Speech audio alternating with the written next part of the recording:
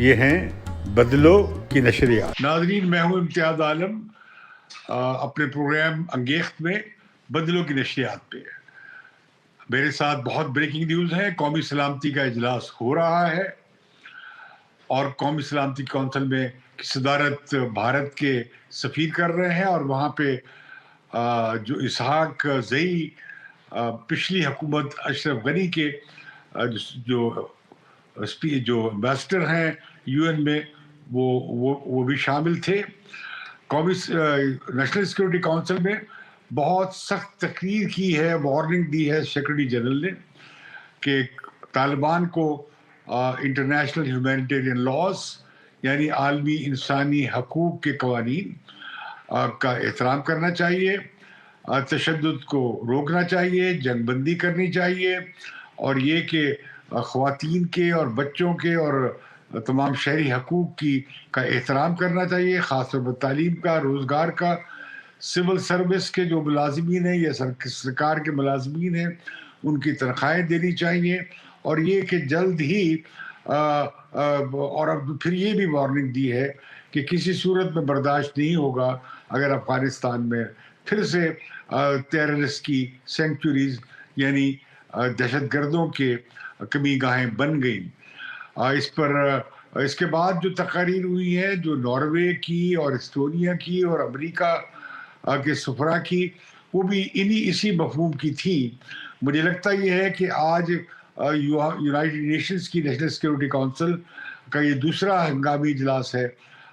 جو افغانستان کی صورتحال پہ ہے، اس میں کافی سخت وارننگ اور ایک قرارداد سامنے آئے گی،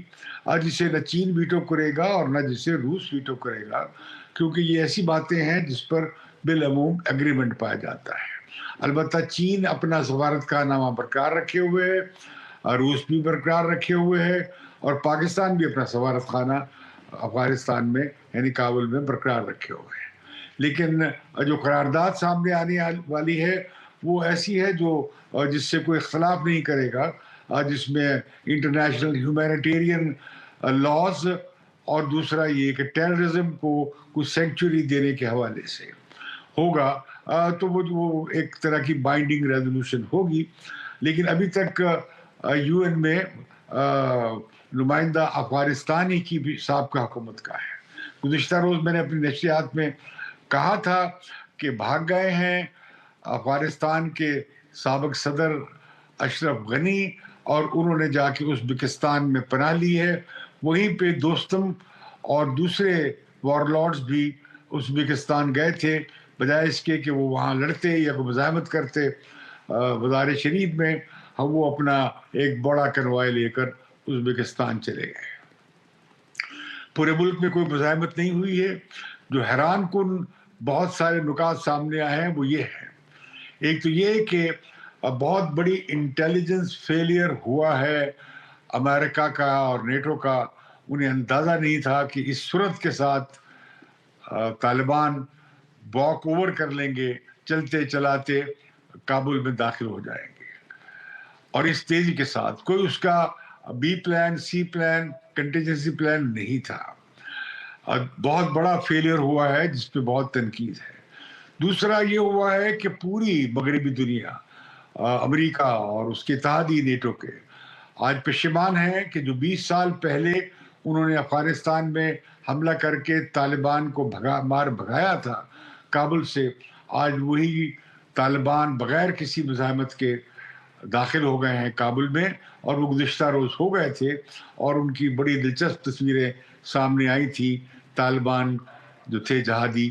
ان کی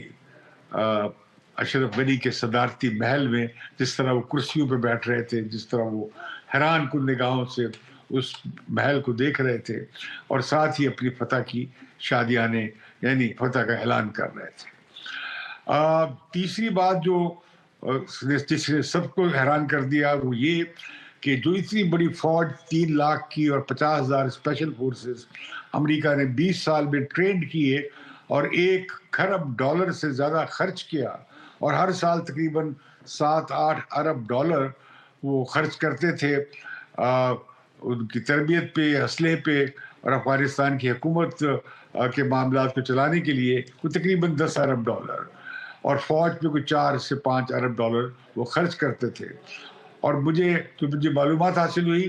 کہ کئی سال ٹریننگ ہوتی تھی اور ایم اے تک کروایا جاتا تھا افسرس کو، اور وہ امریکہ کی اکیڈمیز میں اور یورپ کی جو نیٹو کے مختلف ملکوں کی اکیڈمیز میں وہ ٹرینڈ ہو کر آتے تھے.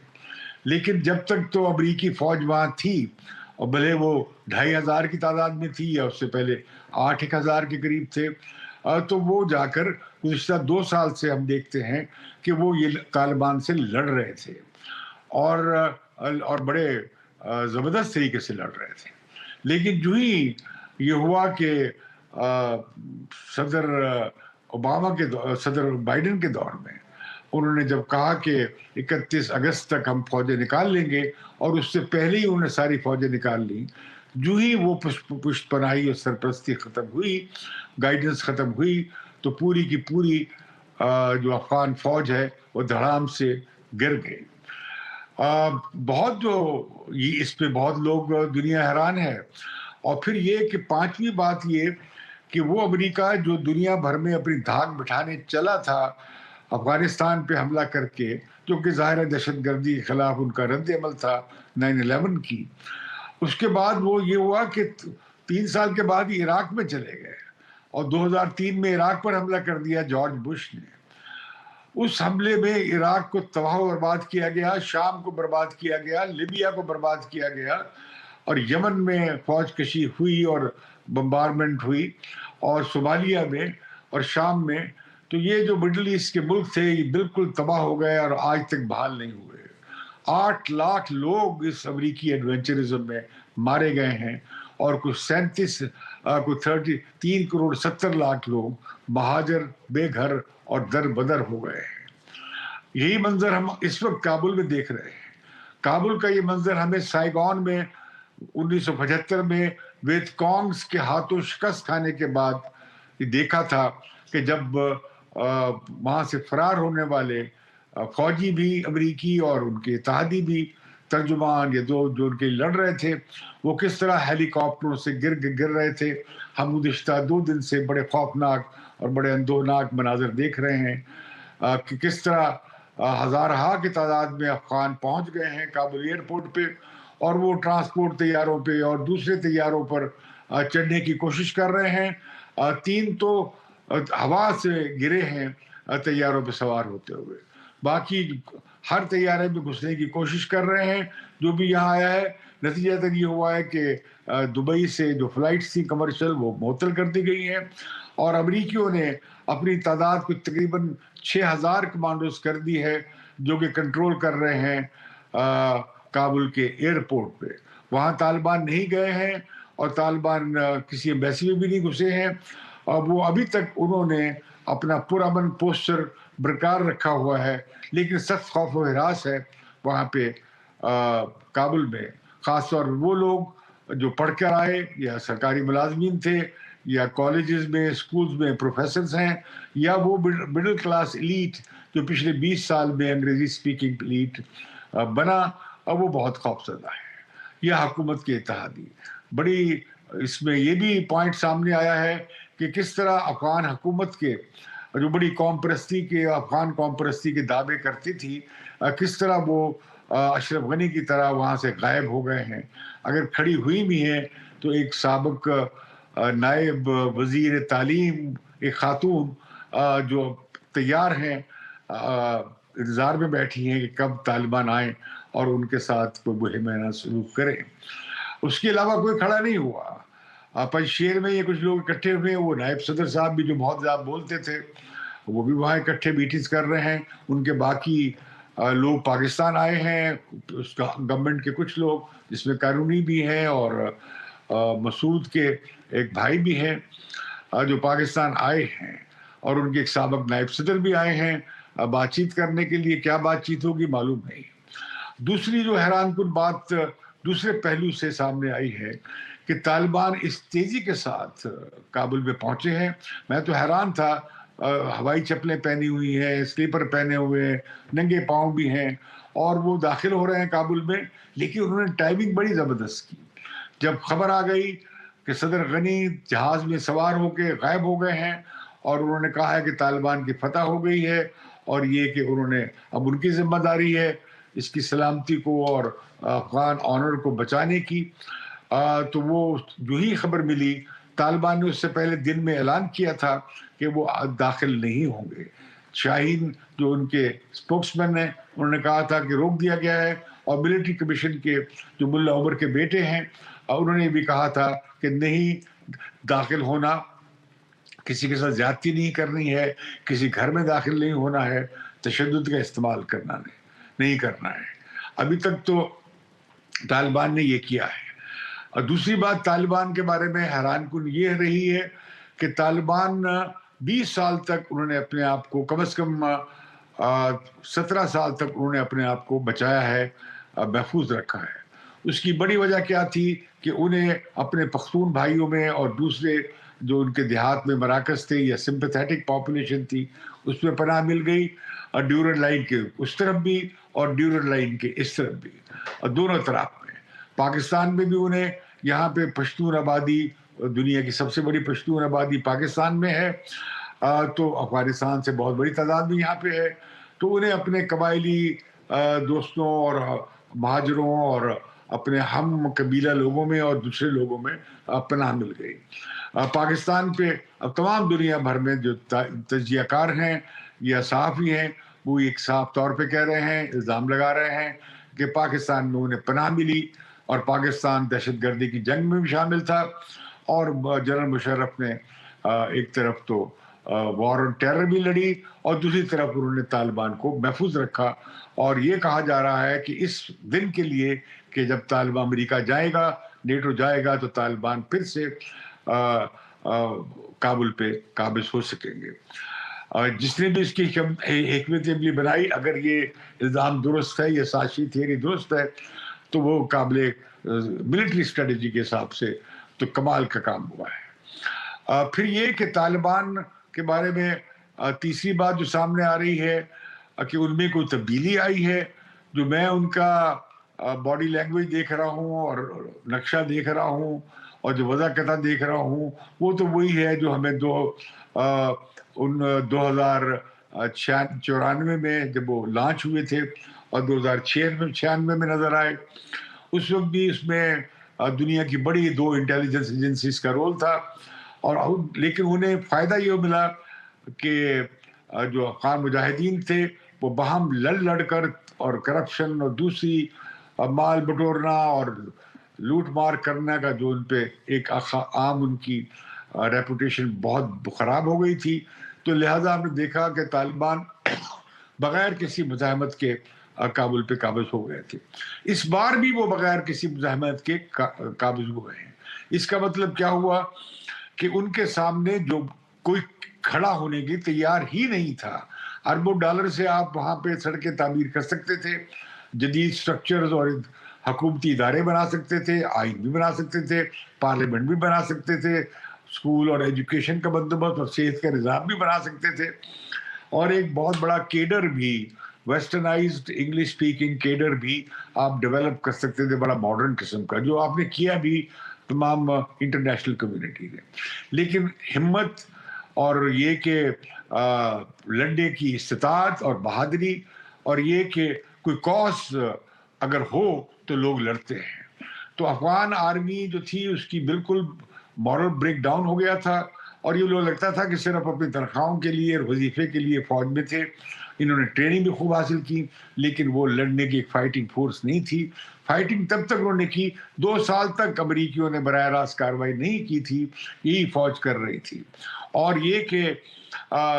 اس فوج اس دوران میں امریکہ کی کوئی کیجولٹی بھی نہیں ہوئی تھی، سارا آپریشن ہی لوگ کر رہے تھے۔ لیکن ہم نے دیکھا کہ کس طرح قندوز میں اسپیشل فورسز نے اگر حاصل کر لیا طالبان سے نے جو علاقہ لیا تھا، اور انہوں نے حوالے پولیس کو کیا، تو 1 گھنٹے کے بعد بھی عالمی رپورٹ کے مطابق وہ پولیس نے حوالے کر دیا طالبان کے۔ دوسرا ماڈل ہم نے دیکھا دوستم کا اور ان کے جرنیل کا، کہ کس طرح وہ بڑی تعداد میں فوج اور اسلحہ اکٹھا کر کے مقابلے کی اعلان کر رہے تھے۔ میں نے ان کی پریس کانفرنس دیکھی تھی، اور ایک دن پہلے وہاں پہ اشرف غنی بھی گئے تھے، لیکن جب طالبان وہاں پہ پہنچے تو وہ سب کے سب اپنا قافلہ لے کے ازبکستان چلے گئے، اور طالبان بغیر کسی لڑائی کے انہوں نے اس بڑے شہر پہ قبضہ کر لیا۔ اس کے بعد ایک تیسرا ماڈل ہمیں نمونہ نظر آیا، وہ جلال آباد کا ہے۔ جلال آباد میں باقاعدہ گورنر ہاؤس میں انہیں تقریب منعقد کی گئی، ان کے گلے میں ہار ڈالے گئے۔ لگتا یہ ہے کہ جو سیاسی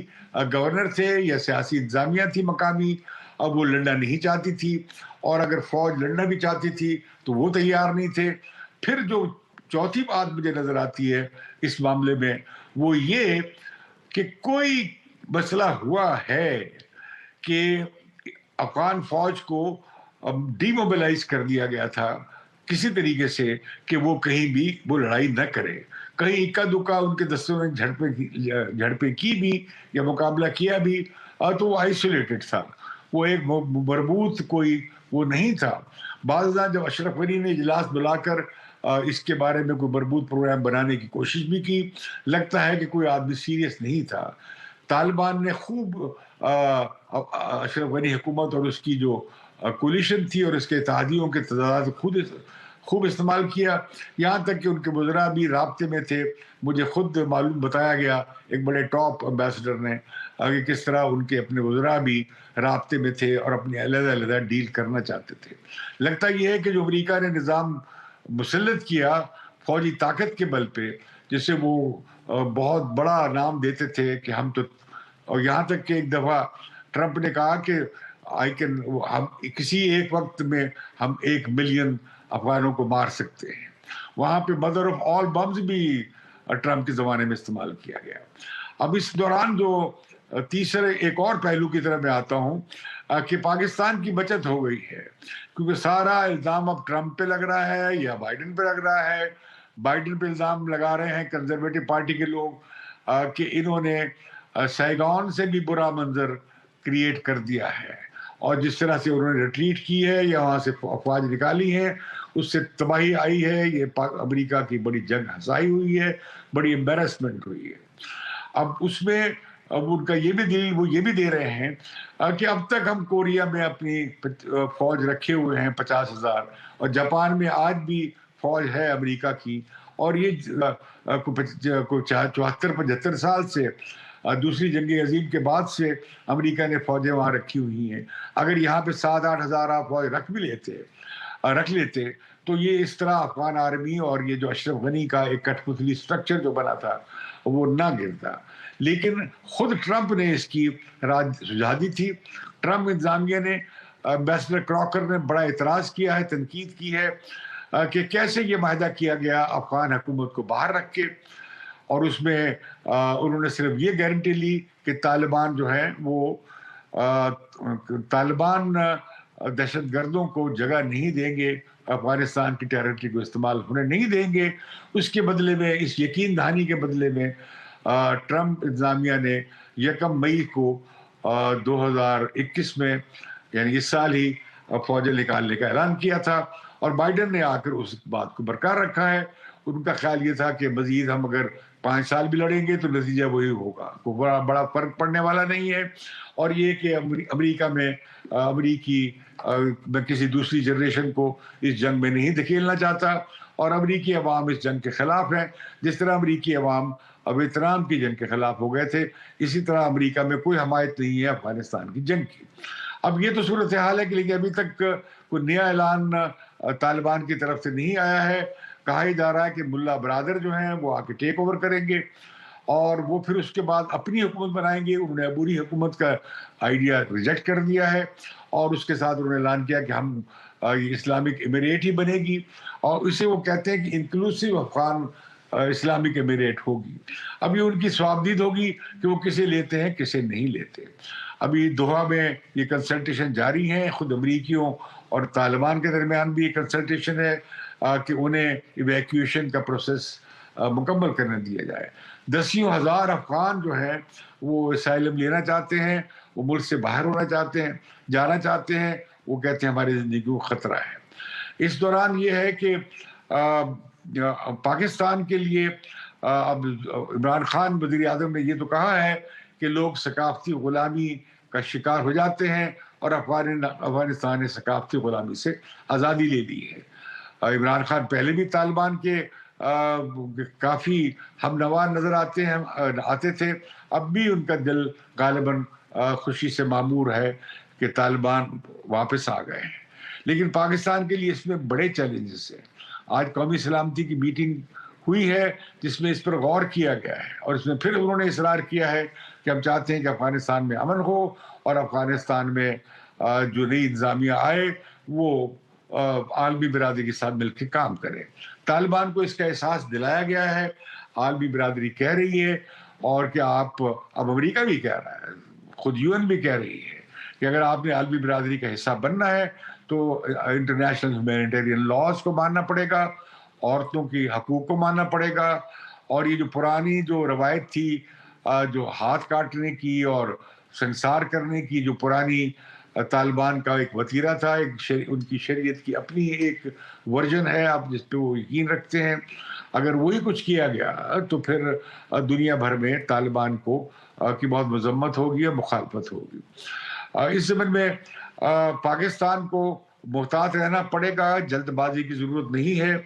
اور دیکھنا چاہیے کہ انٹرنیشنل کمیونٹی کے ساتھ مل کر کام کرنا چاہیے۔ اب برطانیہ کے وزیر اعظم نے کہہ دیا ہے کہ جب تک طالبان یہ باتیں نہیں کریں گے، یقین نہیں دلائیں گے،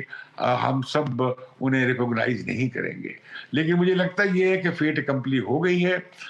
طالبان کو بالآخر مان لیا جائے گا، لیکن طالبان کو ایسے نہیں مانا جائے گا۔ طالبان کو انٹرنیشنل قوانین اور عالمی ضابطوں اور انسانی حقوق کے چارٹر کو ماننا پڑے گا، اور ساتھ ہی بڑا یقین دلانا پڑے گا کہ وہ افغانستان دہشت گردی کے لیے استعمال نہیں ہوگا، خاص طور پہ داعش اور القاعدہ اور دوسری، جیسے کہ چینی بھائی کہتے ہیں ہمارے دوست کہ جو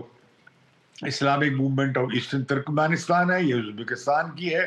ان سب کو افغانستان میں کوئی جگہ نہیں ملنی چاہیے۔ لیکن میرا اپنی رائے یہ ہے کہ ان لوگوں نے بہت، ان تمام تنظیموں نے، جس میں تحریک طالبان پاکستان بھی شامل ہے، انہوں نے ان کے ساتھ مل کر بڑی قربانیاں دی ہیں، بڑی لڑائی لڑی ہے